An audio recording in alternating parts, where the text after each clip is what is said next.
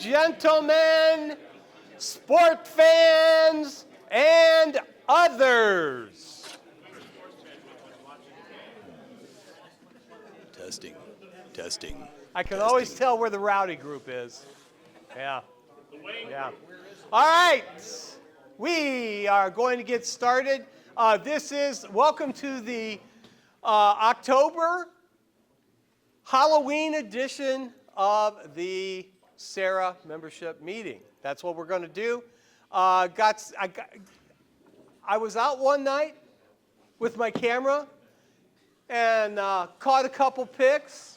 I hope you enjoy them throughout the presentation. But, I don't know about you guys, but I don't think Nick's looked any better than he ever has. I mean, look at that. Look at him. I'm very thin. No heart, he needs a broom. Emaciated, actually. Now, are you lighting bourbon on fire? Is that what that is? Oh, could be. So, Jason, I looked high and low for my picture from, it was either 2 or 3 years ago that featured you. Is it lost to all I don't think so, but I'm going to find it. Fred. Should this be the Halloween edition / Fox Hunt edition? We've got a Fox Hunt coming up Saturday. There's a fox that's real headed down there. You just can't see the rest of his body here. I think this is like, I think this dragon ate the fox. I'm not sure, but we'll find out. We'll find out on Saturday. All right, here we go. Welcome, Sarah and friends, the best-looking hams in the hobby. And if you don't believe me, just take a look around. Huh? Good-looking people. Good-looking people. And someone said I should say nicest too, but not so sure about that. Anyway, I want to welcome everybody. If you are new to the club or this is your first time here, I want to hear from you. We'll start in this direction here. Any newbies? Any quasi-newbies? Just first time here only. First time here. Go ahead, Phil. I don't know what to say. Except Just say, I'm Phil. My call is W8 or WV8. Yeah, okay. instant recall. Remember. Absolutely. I got a mind like a steel trap. Rusty steel trap. Thank you. Good to see you, Russ. How's your cabbage? Hi, Russ. Nick's not here today, so he's not going to. Yes. Oh yeah. Oh, I knew that. Yeah, I know. Yeah. Okay. Yeah, Phil's a VE, among other things we won't mention. But anyway, good to see you, Phil. Anybody else on this side of the room? Anybody? I think we know most everybody. Oh, except for Betty. Betty! Hi, Betty! Oh, there she goes. There you go. All right, anybody on this side of the room? Newbies or? I don't think so. no, just ignore me. No, we're good. We're good. All right, very good. We will move on. We sent this out. Carol and Gary both have not been real active of late, although Carol and Gary both came to our picnic this past summer, which I was very, very pleased to see that. But Carol's been around for a long time with the club. She was an absolute spark plug, as Barry Human said, KI8B, back in the day. This blurb over here on the left is what I wrote on the obituary website, and just basically for the club, and that was on October 15th. It was a sad occurrence. Honestly, she was in great health. Well, I wouldn't say great health, but I mean, she was like the rest of us, just getting along. And died very suddenly, and just a really and truly very, very tragic. She will be missed. She was a heck of a gal. Anybody else have anything to say? I know not a lot of people knew her because she was very early on in the club, but she's a wonderful woman and definitely going to be missed. And please keep her husband, Gary, who's going to need a lot of help, as a matter of fact, without her. So keep Gary in your thoughts and prayers and the family. The website below, www.robertsfuneralhome.com, obituaries, the rest of that, that is the obituary email. You can certainly go on that and see what else is going on. But anyway, Carol's been a long time club member, and she will definitely be missed. So anyway, I do thank you for that. All right, announcements. VE session report. NAWB. You know what? I don't know where that came from.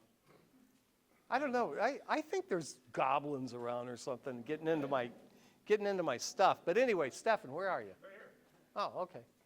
I couldn't recognize you. I can't recognize it. Oh. Click the button on the top.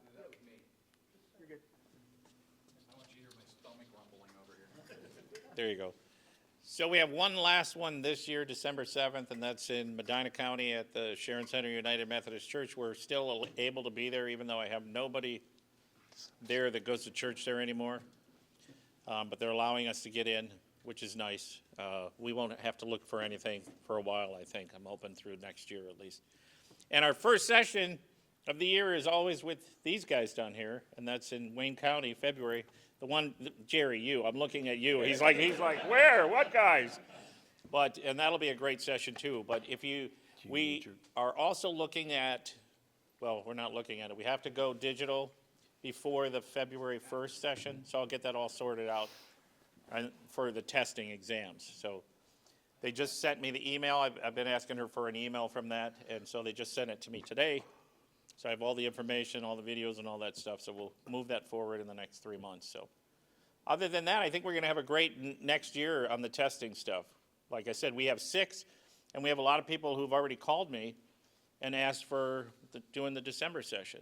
So we had about 4 this last session, which was really nice. We had 3 techs came in, and one of them tested for general. So we had 2 techs walk out. I'm sorry, 3 people walked in with nothing. 2 walked out with tech, 1 walked out with general, and then we had an extra update. So that was nice. We got keep the hobby going, keep the service going.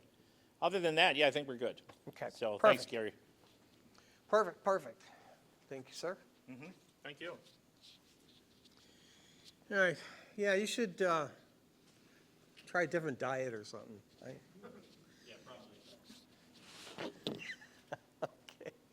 All right, Stefan, great job with the VE team for sure. Okay, let's see, what's next? Okay, Area Ham Fest, the Maps Museum. We have the Canton Ham Fest coming up on the 27th. Great Ham Fest. I heard some stories about some people not ever going to a Ham Fest. Who? I don't know who that could be, but whoever it is, you better get your butt to a Ham Fest. That's all I can say. All right, that's coming up on the 27th. And Christmas party is full steam ahead, December 12th. Mark your calendars. We talked with the other guys from, the caterer, Charlie, and we're all reserved, ready to go. So what you enjoyed so much last year, we're going to attempt to do it again. And my plan is to be there this time. Good. Yeah. When will the sign up be on the website? When will the Christmas For the Christmas party sign up? Oh, probably beginning of December. But why?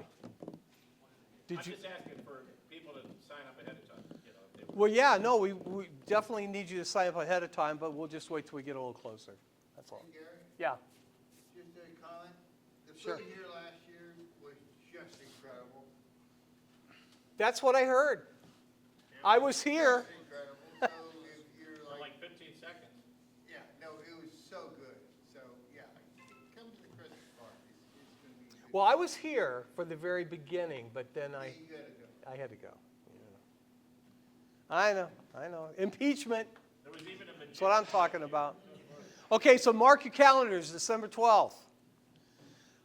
Anybody else? Any other announcements for the good of the cause? Dave? Fox hunt? Oh, yeah, please. I'm sorry, I left that out. Fox hunt, this Saturday, starting point, 10 a.m. at Bueller's parking lot as usual. In Wadsworth, Bueller's in Wadsworth. Try to get there by 10. I'm gonna have Stefan and Randy shoot people out by about 10:15. If you show up at 10:30, there might not be anybody there to greet you. No, it's too late if you show up at 10:30. 146-965 is gonna be the Fox frequency. There will be a pie from Copley Cakes and Coffee for the first prize winners. It's not a timed event. Do not drive fast. We do not want you to get into any accidents or get a ticket. It is shortest mileage from the starting point to the ending point. So take your time, make your direction finding, and then head out to where you're gonna go. I hope you have fun. I think the fall colors are gonna be just about peak on Saturday. So it's gonna be a nice drive. Enjoy it, it's relaxing, it's fun. Bring a knife if you wanna share the pie with your partner. The best way to do this is with a partner. Have somebody driving, have somebody with the antenna and location, finding stuff. At this point, I'm still just gonna do a single pie. I can do other things in the future. They've got an incredible almond, little personal craft, almond cake. So you'll have to split that up if you win. That's up to whoever you partner with. I don't know, I just think these things are fun. Eventually, I'm gonna have somebody run one so that I can go be the hunter one these days. Oh, we can do that. We can do that. Stefan and Randy are going to be your starters at Bueller's, so please be kind to them. Make sure they're going to give you an envelope. It's going to have the location in the envelope. You can open it up if you get frustrated and you just want to get there. But they're going to have your call sign, your starting mileage, and then we'll check your ending mileage at the end when you get there. I don't know, if you guys like those kind of things, they're fun. Has anybody told the Halloween fox hunting story in any time recently? The Halloween fox hunting story? Yeah. How many people know of the Sarah Halloween fox hunting story? I don't. I was not a participant, so I cannot give you firsthand knowledge. But apparently, on Halloween night in Richmond, when we used to have the repeater there was some interference going on with the fire department and emergency receivers, and they thought we were the problem. Ooh. And so a couple of guys from the club, I'm not going to say call signs because I can't remember which ones they were, but it goes back to the XPK and those kinds of people. I think XPK might have been. They went searching for this interference on the fire department emergency services in Richmond, and they said we were responsible. Again, this is before I moved here. So they went around and they finally, they tracked down a transmitter from an old train depot that had been abandoned for like 20 or 25 years, but they left everything plugged in. And so some transmitter got turned on and was transmitting the signal and interfering with Richmond. And our folks fox hunted this down in the middle of the night, on Halloween night, in the middle of a storm, just like you would think would happen. guys were out there like searching out, and they like tracked down back in the woods some train depot off the beaten path with some transmitter that got locked onto transmit because it had been abandoned for 25 years. And they solved the problem. And I don't want to like begrudge anybody, but from my understanding, the town never did thank us or apologize to us for that misunderstanding. I honestly, Dave, don't remember that story, but I'm not saying that it's not there. Specifically on the air. Yeah, and I believe it. But I will tell you, fox hunting is a very, very important thing to be able to do. Marty Baker, N8XPK, and myself, building on Jason and John, Jason McCormick and John Wagner's previous fox hunting, trying to find that, if you remember, it was the noise on our repeater. Well, that turned out to be the city of Wadsworth as well. So, and we found it, and you just got to be able to do that stuff. Because when push comes to shove, and as ham radio operators, we are responsible for us, for the most part. We are self-policing. We're supposed to be. And so we self-policed, and therefore we found the culprit. They never did say anything, but it did disappear after we said, you got a problem in that building. Exactly. Exactly. Okay, very good. Dave, thanks for that. Thanks for doing the Fox Hunt. We definitely appreciate it. Any other announcements for the good of the cause? Announcements? Anything from Worcester, Gary? Had elections, officers are up. Yeah, Jerry, I think, Jerry's not here tonight, is he? Hey. Oh, there. Oh, He's behind the pole. are you hiding? You were behind the pole. Yeah, you didn't think you'd be able to hide behind a pole like that, did you? Just kidding. Just kidding. All right, anything else for the good of the cause? All right, moving on. Membership meetings, we sent that out. Fred, another good job. Thank you for that.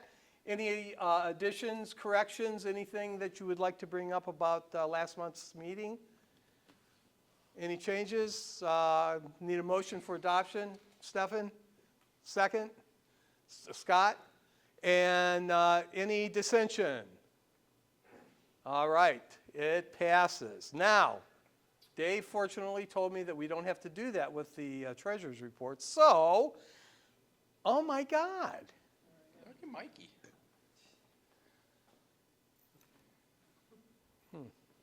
I don't know how that stuff gets in there. I really don't. I don't know either. Yeah. I like your hat though, Mike. Yeah. Okay, you wanna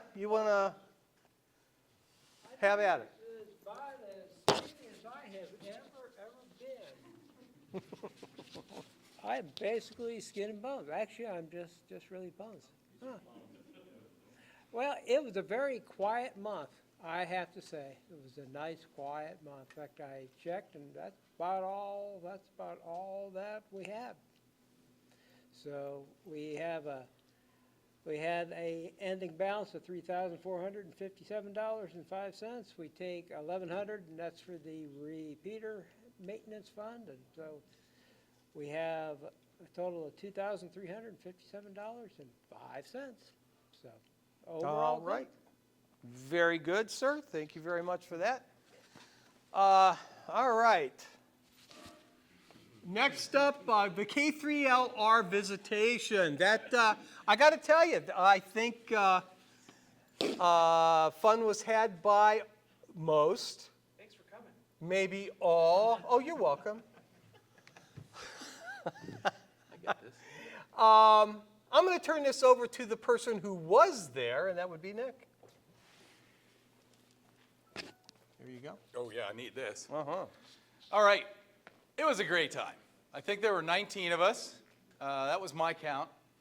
And I was a little disappointed at the start because at DX Engineering, we didn't get to go back into the warehouse and see all the stuff going on in pallets of radios and stuff. Terry, our hostess, was very gracious, said there was something going on. We got one of Stadler and Waldorf to give us a presentation on cutting coax and power poles. So that was kind of cool. And we all got a Yaesu hat and a big DX Engineering mug. Anybody bring their mug with them? No? Anyway, but all of that disappointment dissipated quickly once we raced over to K3LR. We did have fun on the drive. We played some Simplex. A couple of us did some Yaesu group monitoring fun. And we raced over there. It was a great time. Tim Duffy greeted us and was ready to feed us right away at the barn. And that's just fabulous. There's just something about, what did he ask us? He said, what's ham radio without food? I said radio. So, and Antonia, this great little German gal, was cooking up these things that no, go back. Not yet. You made me lose my train of thought. Sorry. They were great hot dogs, and I feel bad calling them hot dogs because they were much better than hot dogs. So they were from a local place. So, of course, there we all are eating, which is what we do best. Here, everybody's attention is taken when we got down into the bomb shelter, which was just fabulous. But before we did that, we walked all 11 acres of that place. And I really had no clue there were that many antennas there, because when you drive by on 80 all the time, you just see the towers. But there's antennas on almost the entirety of the 11 acres, a lot of phased arrays, phased loops and things for listening, and the towers are used for transmitting. We were lucky enough to have a guy up on the towers that day working on them, so we had someone 230 feet above us. They were adjusting the rotators. I listened in a little bit on the walkie-talkies. One of them was off by 8 degrees. So they were running back and forth down to the bomb shelter, and that guy was up there making sure they were all good. It's pretty crazy. So once we got down in there, you can see all the plaques on the walls. A lot of winds down there. And a lot of radios, 11 of them to be exact. ICOM 7851s. So they're connected to the biggest 40-meter, biggest 20-meter towers in the world, according to Tim. So gotta love that. So we're down there, and you can see Ben and Mark there are giving me the "why are you taking my picture" look. And the two Daves are entirely wrapped up in what Tim's saying. And that right up there front is Ron thinking, how can I put this in my truck? Definitely the thinker. Definitely. So when we do this again, I highly recommend that you go, okay? It was a really good time, very informative. Tim's a great guy. Took 38 years to put this place together. It's not like he went in a weekend and put up a couple of antennas. It's crazy. Oh, by the way, one more point. The ones that have beacons on top, I found this fascinating. You look up at those beacons, and they look like they're about this big. He said they're 4 feet tall. So they're about as tall as Dick's wife. Yeah. All right. So that was a tour, and apparently some of the group went to Quaker Steak and Lube afterwards for a meal. I had other plans. I didn't make it, but as usual, we go out and have some fun when we have fun. Hit me. We have fun having fun. We have fun having fun. Well, I was a little concerned about Jerry, the mobility, and Dick, the mobility. Needless to say, we didn't have to be concerned at all. There we go. So while we were down in the bomb shelter, which was difficult to get into, it truly was, Jerry and Dick apparently had some fun with Antonia upstairs. One time I looked out there, I saw Dick on the back of a golf cart, and Antonia was driving him around the grounds to check out the antennas. So that was pretty cool. And I asked Jerry if he got Antonia's phone number, because I want her to cook our dogs at the picnic next year. All right, what's next? All right, Jerry? that's that. Okay, All right. so now, I got this one too. oh yeah. Oh yeah. I never knew that DX Engineering has a blog. I never knew that. Yeah, anyway. So yeah, they had a cruise in on October 3rd, and what I like to call the vice presidential limo, or the big red truck. Ron's truck was quite a hit. and he definitely made the blog there. So On All Bands is a blog by DX Engineering, and check it out and read about Ron's truck. It's pretty cool. There's a lot more pictures of Ron's truck in the article. So yeah, check that out. So congrats to Ron. A little recognition for all that work. Fine business, man. All right, now we're back to this. I do not have the prices yet. They are on their way. John's not here tonight, but I just want you to know what I brought some of my old gear that I bought over the years, and so we have, just so you can kind of see what it is, we've replaced the models with updated models. So, but that's essentially what we're looking at. There's lightweight jackets, there's the vest, and the heavyweight jacket back there. Feel free to take a look at it. And that's what we're going to do with our order. This year, we're not going to have like 2.5 weeks of you deciding if you want a jacket or not. We're going to do a week. If you don't order, it's going to just be too late. And you shouldn't need, at least in my guesstimation, the timing. I want to make sure that we can get the product here by the November meeting. So that's the timeline. As soon as I get the pricing, we'll put that on the web page. Jason will put a page together for you to order, and we will go with that. So that's down the road. You don't have nothing else to do, do you? I have other things to do. Well, but you know, yeah, well, you know. So anyway, that is going to be forthcoming. Okay? Any questions about that? You can take a look at some of the products so you can see what it is that you're buying. I know it's kind of a pig in a poke, but nevertheless, the product itself is good stuff. So we'll see how that works out. Questions? All right. So a long time ago, probably a couple years ago, as a matter of fact, we started talking about reorganizing the club a little bit, and we started with a constitutional rewrite of sorts. We kind of cleaned up some stuff a couple years ago. The executive committee met right after last month's meeting, and we went through and we're trying to, the whole thing is to organize the club leadership so it's more efficient and more inclusive, and that's kind of what we're aiming at. This is your current executive committee. I wanted to point that out. Everyone, we gathered at my QTH. We hashed through this. Jason, NADI, did a lot of the grunt work in terms of the verbiage and that type of thing. But I think most of the people on this page are well attuned to what we're trying to accomplish.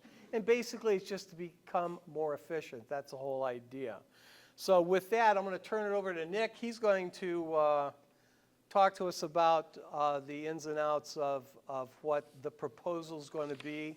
We're going to have a timeline after he talks to us about this. And I mean, if we don't want to do it, then we don't have to do it. And of course, we still live in America, and it's a free country, and you don't have to do anything you don't want to. So that's kind of the way it is. And with that, I'm going to turn it over to Nick.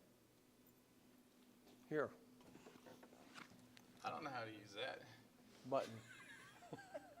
Press the button. The forward button? Yeah. Well, unless you want to go backwards. Yeah. Well, yeah. But then this No button kidding. this button right here. Yeah. If you want. That's Okay. special. Yep. All right. Okay, so as Gary said, we got together for a while and hashed some things out. I wanted to go back here real quick, and Doug's not here, luckily, because I'd have to apologize for him for putting Elmer's call sign up there. All right, so We got together to talk about changing some of the Constitution and bylaws, and as Gary said, make it more efficient, more inclusive, get some more people involved. So that's why we got to make some changes, or why we're proposing making some changes, put it that way. We need to streamline the organization a little bit more by adding some more stuff, as oxymoronic as that sounds. But one of the reasons we have to change is because we've started to do a lot more things as a club, and we don't have any mechanisms in there built into the Constitution and the bylaws to handle doing them regularly and to carry on after everybody, after the people who are doing it right now aren't doing it anymore, put it that way. Other reason is we have a limited number of authorized and accountable leaders to execute the business of the club. So if there's only one person that can write a check, right, that person's not around, where do we go, okay? We gotta have some club membership, some club leadership at all the events. The more events we do, the more leaders we have to have, because you don't wanna see me at every event. Or Gary, for that matter. No, you don't. Trust me. Okay? So that's the basis of this. So what kind of changes are we doing, and why do we want to do them? Well, one of the first things we came up with was combining the treasury and the secretary together, the treasurer and the secretary together. As a standalone secretary anymore, we don't do a whole lot of in and out paperwork anymore. There's nothing to file, things like that. So it's mostly taking minutes for the club, all right? Most of the records are kept online, and we have a desire to just increase accountability of the club finances. It's better to have two people looking at everything that goes through the desk than it is to have one person look at it. So the proposed changes, we retain the office of the treasurer. The secretary becomes a vice treasurer, if you will, and they will still be responsible for keeping minutes, maintaining the membership roster, right, Fred? And, of course, all the financial stuff. So the new lineup of officers will be president, vice president, and basically treasurer, vice treasurer.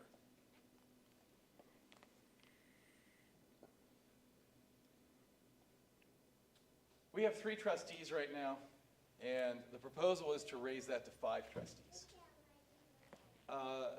Trustees represent all of you. Let's say, sort of like Congress. And, you guys haven't gotten the punchline yet. The trustees currently have no formal responsibilities. Just like Congress, thank you. All right. So we're looking for some help in aiding and coordinating the interests and needs of the club and ensuring those are embedded in everything the club does. So it's better to have a trustee and an officer at events, and it's better to have them, an extra couple people pushing things forward. And the proposed change with that is to put each of those trustees in charge of a committee. Okay? So we get some personal development and leadership, and also take advantage of the skills and talents of all the people in this room. And there's a lot here. So the proposed committees are the Operations Committee, the Learning and VE Committee, Member Support Committee, Social Committee, and Technical Committee. So what would these committees consist of and do, and why? So the Technical Committee, Sarah relies a lot on the technical capabilities of the club. The repeaters, the nodes that run all the time, both repeaters, the nodes, everything that takes place behind the scenes. And under the current constitution, the operations manager is a member of the executive committee, but has a tangential role. So one of the things we would do here is make that operations manager into a technical trustee, okay? And the technical committee role is overly broad and not suitable for a larger organization, and we are something of a larger organization anyway. So we need a little more manpower there. So the operations manager role would be replaced with the trustee.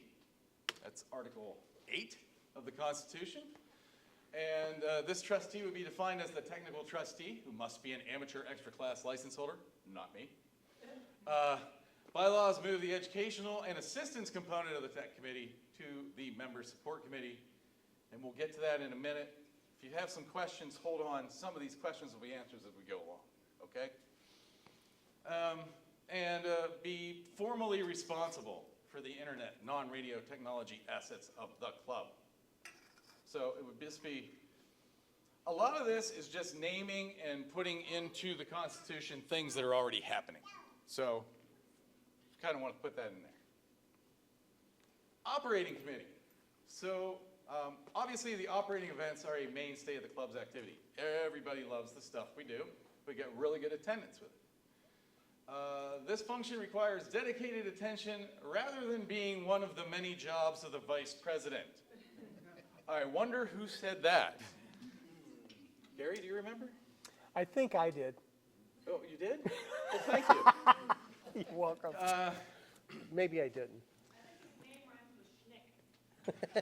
Okay, Lucy. So what's the change that would happen is the Operation Committee is created, and that's Article 9, Section 1 of the Constitution. Operations Committee role is defined by the bylaws of Article 9.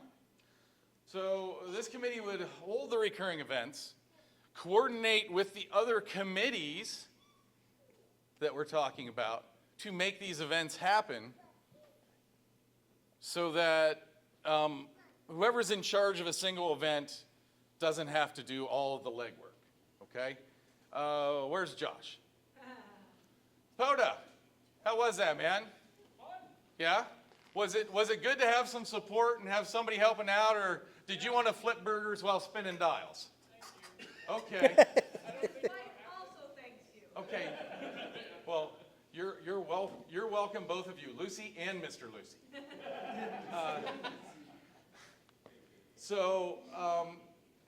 This is sort of where the direction we're going with this is to make these recurring events something that a lot more people get involved in instead of just the same people again and again and again putting stuff together.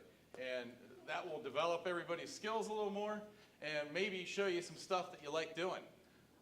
These guys dogged me for almost a year to do a POTA event, and I kept saying no because all I was thinking is, oh great, a little field day. Josh took charge, and I helped him out instead of the other way around, and that's fabulous.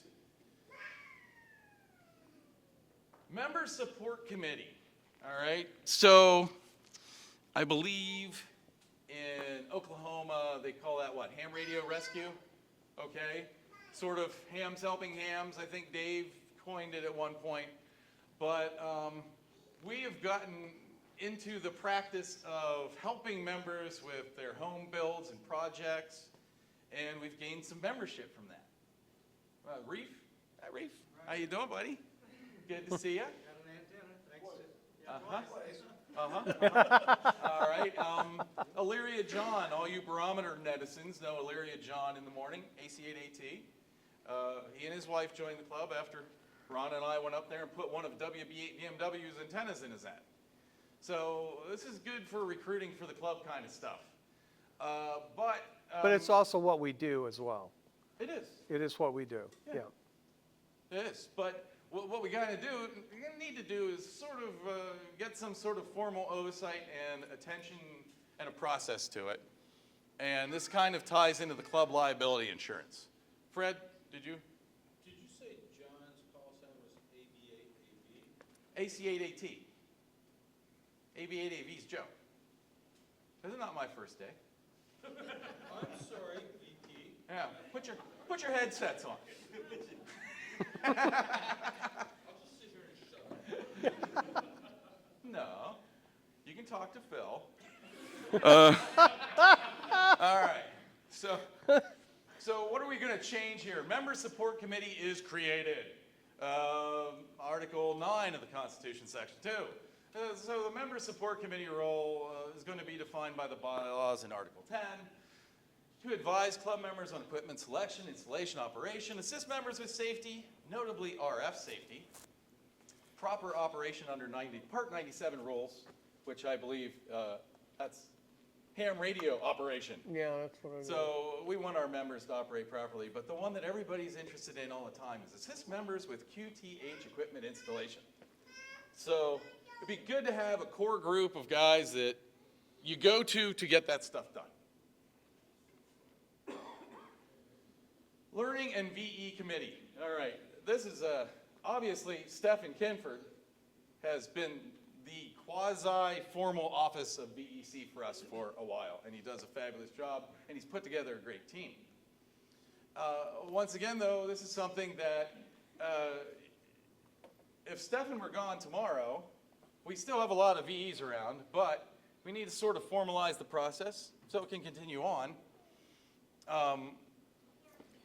without Stephen having to be at every one. I think Jerry, you're pretty good at a backup role in that, aren't you? In terms of, let's just say Stefan wasn't here, like in terms of dealing with the paperwork and stuff. I mean, you've done it enough that you know what's going on, and you could probably fill in if he wasn't available. Okay. So that's kind of what we're looking for in an overall thing. Go ahead. So, and another thing here is other educational learning activities throughout the year are kind of performed ad hoc. So when we got to do something, we do it. And it lacks formal cadence and planning. And the example I'm thinking of is 2 years ago, field day, we did a soldering demonstration. And thank you very much. But what that did is it took everybody off the radios to go do a soldering demonstration. That's not what you want to be doing to get points in a contest that isn't a contest. All right? So this year I got really lazy, and where's Mark? What did we put up? Just diagrams of antenna propagation, and stuck some tape on them and put them on the wall and called it an educational thing and got the 100 points for field day. But I can tell you guys, we can do better. So, and I was going that direction too. All the build products, the build projects have been pretty much under the guise of technical guru there, and we'd like to make some of them maybe a little more educational and a little less touchy-feely for those of us who can't solder. Great job. Yeah, I just soldered the wrong thing repeatedly. One piece 10 times. You did a good job. All right. So anyway, so the change that will be coming out of this is coming up with a Learning and VE committee is created. And the Learning and VE committee role is defined by Article 9 of the bylaws to oversee the functions for the club, hold and plan license exam sessions, assist the president and vice president on meeting, technical presentation, or events, coordinate other learning events throughout the year. And of course, the social committee, self-evident, we like to eat. All right, so what's the change there, okay? Well, we always rely on Russ, and maybe Russ needs some people that can do all the work for him now instead. So that too. So we're creating a social committee, and that'll be Article 9, Section 4, role defined by the bylaws, Article 8, or sorry, 13. I can't read my Roman numerals. The social committee shall organize social events for the association on a regular basis. The social committee shall support the events of other committees as appropriate. So when Josh has the next POTA event next year, yes, under these proposed changes, he talked to the technical trustee about anything he would need there, the social person about getting food and water and those things there, and maybe things just go a little bit smoother rather than calling me 8 or 10 times a day or me calling you 8 or 10 times a day for a week. Trustees will not do all the work, okay? And on this picture, so are they building a wall or taking it down? Is this the southern border? What's going on there? All right. So each committee trustee is expected to organize their respective committee areas and ensure the responsibilities are completed. Trustees are not going to do all the work. Each committee will be supported by members who will contribute their time and talents to the work.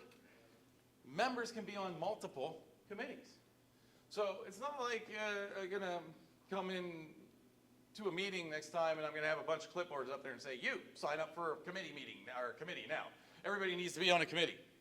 I'd really like to do that, but I won't. But if you've got some expertise in something and can help out, you should get together with the individual trustee in charge of that committee, and we can get some stuff done together.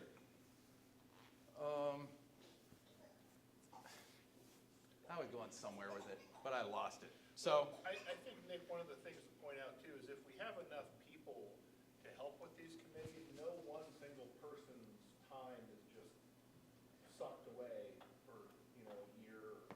a month or 2 weeks or. Right. And, well, okay, that's where I'm going with it. If we get committees, we cover a pretty big area of northeast Ohio here. So sometimes it's an hour and a half drive to get to an event. And, so let's say we have a committee with people who are dotted all over the place, 4 or 5 people that can all do the same thing. Would it not make sense to make the person who lives 10 minutes away from an event be the one responsible for getting food and beverage and doing things there than somebody driving an hour away? Okay, and certainly it would be a bad idea if we postponed an event because one person couldn't make it because everybody was counting on that one thing. Thank you, thank you. Oh, wrong direction, sorry, my bad. We don't want to go back there. So other miscellaneous changes are going to have to take place with this. So one is formally documenting the practice of electing officers by acclamation when an officer election lacks a competitor for any other. If there's only one candidate, we've just been saying, okay, they're in it. Everybody say aye. So we sort of need to formally put this in the Constitution so we can do it. Require an annual review of the finances of the association by an independently appointed member, Article 3, Section 4. And Article 12 outlines how the new Constitution and bylaws will take effect if we vote them in. So the way it would work is the incumbent treasurer, Mike right now, and Fred would basically stay in place. They just sort of change names. The incumbent treasurer will become the treasurer. The incumbent secretary become the vice treasurer. Operations manager defined under the Constitution of 2020 shall become a trustee and serve as the technical trustee. That would be Jason. The executive committee shall appoint new trustees as needed to bring the number of trustees to 5, and the executive committee, after appointing a full slate of 5 trustees, shall designate each trustee, excluding the technical trustee, as the head of one of the committees established in Article 9. So, that's basically it. I asked you to wait for questions. Anybody have any questions right now? Nick, just at the very end there, when you were talking about accepting nominations that were uncontested, I don't know if we need to do this as part of our Constitution, but also then adding the idea of admitting a slate of officers. So if there are no contested offices, president, vice president, treasurer, whatever, that we vote on the entire slate in one vote. Yeah. Do that, that's generally accepted in the Robert's Rules of Order. If we need to do that, I would just suggest that we add that to that part of what we're doing. No, there's nothing about the Constitution that prohibits that. This is specifically to address, there's a statement in the Constitution that all officer elections are handled by secret paper ballot. And we've not done that in the last couple of years because we haven't had a reason To have secret ballots. Okay. So this is just specifically to clean up a gap in the language between practice that's acceptable but not formally documented. But there's nothing in the Constitution that will prevent a single slate of uncontested Okay. candidates. I just want to make sure we're clear on that. Thank you. Cool. Thank you, and thank you. Josh? Oh, I was just gonna say, if, for example, Phil is appointed a trustee, does he get knighted with a sword He must kneel first He gets skewed with sword. and kiss the ring. He used his ham stick right here. Any other questions around the room? I know, I mean, I glossed over a bunch of stuff there to get through it. I'm guessing we'll send everything out redlined with the changes at some point. But we have, isn't it on the We webpage? haven't put it up yet. So if you go back, Nick, real quick. Okay. Every place, when Gary's gonna send these slides out early, like with the rest, or he's gonna give them to me. Everywhere in these slides where you have these references, we're gonna mail out, a PDF, 2 PDFs. One that's a redlined version of the changes. So if you've not seen a redlined document, it's basically the current Constitution with strikeouts and additions that'll outline all these changes. In this presentation, this is the reference to where to go to see these particular changes, right? There's a lot of changes in the text, but it's mostly to make sure that the text is internally consistent with all of its other pieces. This is really the summary of what approving all those changes would do. So I may or may not have done most of the writing for this, so. No, he did do all the right. Yeah, he did do all the writing. I think I made that clear. My day job comes in handy for radio. And authorship. Yeah. So that's why these references are all sprinkled in through here, so that you can see where these will come. So these files will come out in the next couple of days. I just realized, for example, that I inconsistently used treasurer and secretary treasurer as we were sitting here, so I have to go fix that before we mail them out. That's why I didn't read them. If you had read them, maybe you would have noticed my inconsistent use of treasurer. No, I did notice it, but I didn't, I said treasurer and vice treasurer. I know, Okay, but I children, copied that that's right out of enough. the Constitution. You know, you gotta, All right, children, you gotta that's fix enough. that, man.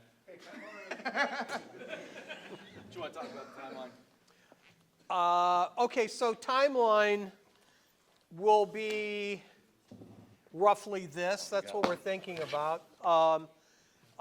We want to make sure everyone has an opportunity to review the changes. Then in November, we'll vote on the new constitution and bylaws.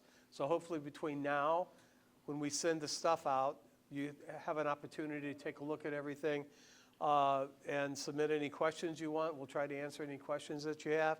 And then in November, all things being equal and things go according to plan, we would vote on the Constitution and bylaws, and then we would be start implementing in December, which would carry over into next year as we do elections, et cetera, et cetera. So it will be an evolutionary change. But I think the structure itself lends itself to efficiency. But the bottom line is, folks have to participate. I mean, that's the whole thing. It's like, I say that on the nets all the time. It's like it's your participation that makes this net successful or not successful. So, I mean, that's what it's all about. Any questions on the timeline? I want to point out one of the, sorry, Gary. one Sure, other thing real sure, quick. sure. Just the way that we do this, Do you need to go back? no, this slide's fine. Oh, okay. I'll just stand next to you, so Scott can pick me up. No, I'm gonna stand next to you. We're buddies. I'm gonna stand right there. The way this works is, the club considers anybody who doesn't come to the meeting as implicitly assigning your proxy vote to the president unless you explicitly in writing give it to somebody else or you show up at the meeting. So, just to be clear on how that works, if you feel very strongly about this, you're gonna vote yes, right? Everyone vote yes. No, but in all seriousness, right, if people have feelings on how some of this works, right, you can either show up, or if you send the executive committee in writing a proxy notice of what your vote is, that'll be tallied. Otherwise, it's the vote plus all the proxy votes of the membership that don't come to the meeting is how that works, so. A moment, you gotta have a quorum. What's your quorum number? You can't There's just no- say, there's 5 people here and then all of That's a sudden. the 70 no, it's the Constitution is changed by the complete vote of the membership, and is handled through proxy votes. That's how it works. Okay, so all I'm saying, so there's only 5 people that show up? That's not a quorum for a meeting, though. That's what I'm asking, what's our quorum? That's all I asked, was. Well, to hold a meeting, the quorum is, It's a percentage. yeah, 20%, I think, of the membership. That's all I was asking. Yeah, You have the to have a Constitution can only be changed at a meeting. Right. The meeting has a quorum itself, Right. but the quorum does not apply to the constitutional vote. The constitutional people vote is here, across yeah. the whole membership. Right. Right. Because otherwise, getting 150 people to show up into a room would never work. Took us months to get, what, 8 or 9 people together, right? I'm not commenting on that. Any other questions? Anybody disillusioned? You don't count. No, I mean, I mean, really and truly. Anybody like thinking something's rotten in Denmark? Anybody? Yeah, we volunteer to become a trustee. We need 2 more, right? Well, yeah, we'll cross that bridge when we get there, but, Just think about it, everybody. Yeah, Part of- absolutely. Being part of the community. So I think this impacts Stefan more than anything because he's already in charge of a very significant, well-run machine, but that would add to the education piece. And the reason for that connection, Stefan, and you've probably even said that yourself, because the idea that somebody comes in and gets a license and the statistics, Scott probably knows this better than anybody, but the statistics of people who get a license and then don't get on the air is astronomical. I mean, you think about all the work you put into getting a license to begin with, and then you don't operate. So the VE person and persons will be in a particularly good position to say, hey, you know, if you need, any, you know, whatever your needs are, we can accommodate. But we do have to be clear on that by the way we wrote it, the VE coordinator is not necessarily Absolutely. the trustee. They can be the same person. They do not necessarily have to be the same person. They don't have to. The only relationship that's defined is that the technical trustee has to be an extra class licensee and the club call sign holder. That's the only one that has a distinct requirement. Necessarily so. Right. Gary? Yes. That's where we really, I think, see an overlap between these committees and trustees, is that post-VE, you just brought it up. You get all these people who get their licenses, how do you get them engaged? Well, that's where you have the social committee. That's where you have these other committee members who give them something to do after they get their license. Right. Well, and This whole coordination thing is something that I think we really need to kind of focus on as the leadership group. well, and as we tried to point out up here on this presentation, these heads of committees are in charge of these certain areas, and there's obvious overlap. I mean, you don't have field day without a social component. You don't have field day without a technical component. You know, we typically don't have field day without an educational component. I mean, it just kind of goes. And the main criteria for being a head of one of these groups would be the ability to reach out and talk to other people and get people involved. And that's kind of what it's like. But I'm looking across here. I don't know how many people we have here tonight. It looks like 30 to 40 people sitting here. I mean, that's a significant. 45. That's a significant club. If we were the entirety and we were all active, it would be stellar. But we have 125. And I know a lot of people just support the club because they use our repeaters and they're going to say, hey, here's $30, you guys keep doing what you do. I get that, it's important, and we need that. but we still have to function as a club as well. And this would be a good way to do it, I think. But it is a cooperative thing, as you mentioned. Okay, anything else before we move on? All right. I thought this piece might take a little bit more time. That's why I thought this would be a perfect opportunity to do our mini Ham Fest. I see we do have some things out there. But what we're going to do now is we'll close out the meeting very softly. We're going to have a nice soft landing. I'm sorry? 50-50. Oh, I know. Soft landing, soft landing. So for right now, I know there's a lot going on tonight, but does anybody have any questions about what's going on? And did anybody lose a little girl back there? Okay, just wanted to know. All right, any questions, comments, concerns? Phil?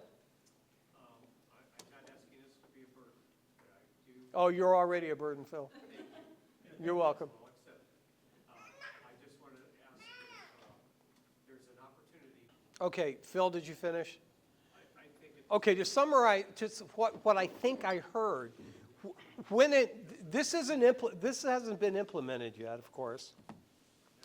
If and when it is implemented, obviously everyone's going to know who is in charge of what, and that should be pretty straightforward. It's on the website. Well, yeah. In terms of, like a flow diagram, to know how to approach the individuals that can be more direct in line in helping out with this.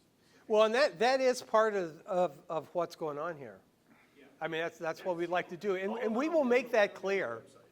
Yeah, it'll be on the website. It'll be straightforward. It'll be all out there, for sure. Okay, thank you. All right, any other questions, concerns, comments? Anything? Yes, oh, I'm sorry, yes. Yeah, cleaning up some pastures, run some wire in. Good antenna wire, it's free, take it. Okay. All right, there's a free wire. Free wire. There you go. All right, thank you. Thank you very much. All right, anything else for the good of the cause? Yes, sir. One quick thing, we're fighting it down there too, but being remote and all in the same county, the build-a-thons are great, but with the new people, sometimes I think, and that's where we're kind of restricted, because we don't ever, none of us have our own clubhouse per se, that we own. We need some ways to have digital days, where we can go in and actually operate with new people. Field day is a good thing, but it happens once a year. Winter field day gives you twice. But you know what I'm trying to say, a hands-on way of operating the radio for new people. Like you say, people get their license and never do it because they're always scared of doing it wrong. I don't know the way to do it, but it's one of the things I think. The hands, I don't know how. So one of the things on that, Gary, talk to Doug, because we've been talking to Doug about, even before this, we've been starting to put together like some new ham talks, and we were gonna try to figure out how to do them, like maybe one in Worcester, one in Wadsworth, like every 6 months or something like that. I'm not talking about talks, I'm talking about hands-on. Well, it would be, yeah, come in. I mean, we just put a radio in down there, we don't have it fully hooked up, but we don't know how long we're gonna have that building, so. Yeah, the problem with operating is that gets really hard, like, Yeah, but I after mean, 2 people. I get that it's too many, but it's one of the problems with new hands, and I get in, they're scared, and if you kind of oriented it towards new hands, so you wouldn't have 50 people show up that have been doing it at home for 30 years. That's what the POTUS are great for. Yeah, POTA worked out for that. It is a great deal. You go out, people share the radio, it's a good time. And that's kind of what I'm talking about, is a photo-like experience, but that's where we're limited in Northeast Ohio, basically, is on the facility to do that. I mean, a lot of areas do have a dedicated site, almost, not as exotic as Tim, but something. Oh, yeah. Well, so here's the thing, if you were in charge of one of these committees, let's say operations, which is kind of, or operations and the education, so you got two different areas that we're defining as two different areas, right? So to accomplish what you're talking about would be a combination of those two things. All right, so let's say between those two committees that you would have, can I be so bold to say that you might have 10 people out of 125 in a club on each one of those groups?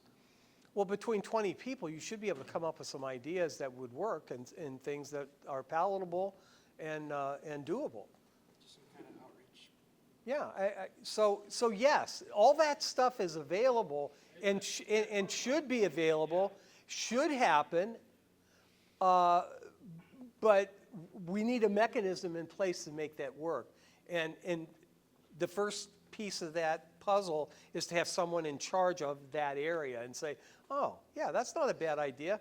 I'm going to need this part of our group too to pull that off. So yeah, it's all good stuff, and I think it's all there for the taking if we decide to take it. I mean, that's. I think the facility's a bigger problem than the people, is, I guess, what I'm saying typically.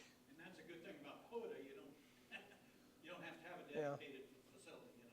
Well, there's other ways to do it. There really is. There really is. As a matter of fact, I got a couple ideas just popped into my head when you said that. So yeah, I'm with you. I'm with you. Anything else? Anybody? Okay.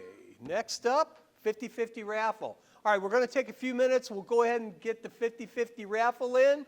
I do want to take this moment to again, for the 19,000th time, I want to thank Scott Yonley for, look at this, more cool stuff, Arduino projects for amateur radio. And Scott, another handbook. You treat us too well. We don't deserve it. I've said that many times, but we certainly appreciate it. Those of you who don't know, Scott is our Great Lakes Division Director for the ARRL, and we are pleased to have him as part of our group, and we are very pleased to have him represent this group, the Great Lakes region in Newington. So thank you, Scott. And I guess you're speaking for yourself when you say you don't deserve it. Yeah, could be. Also, if you want to take a look at the apparel up there, we're done early, so plenty of time here for a little camaraderie and talking about different things in the back. So we're going to do the 50-50 raffle. 50-50 pays for the room, everybody. 50-50 raffle, and then the mini ham fest. And I thank you for your attendance tonight. Adjourned. Yeah, we're adjourned.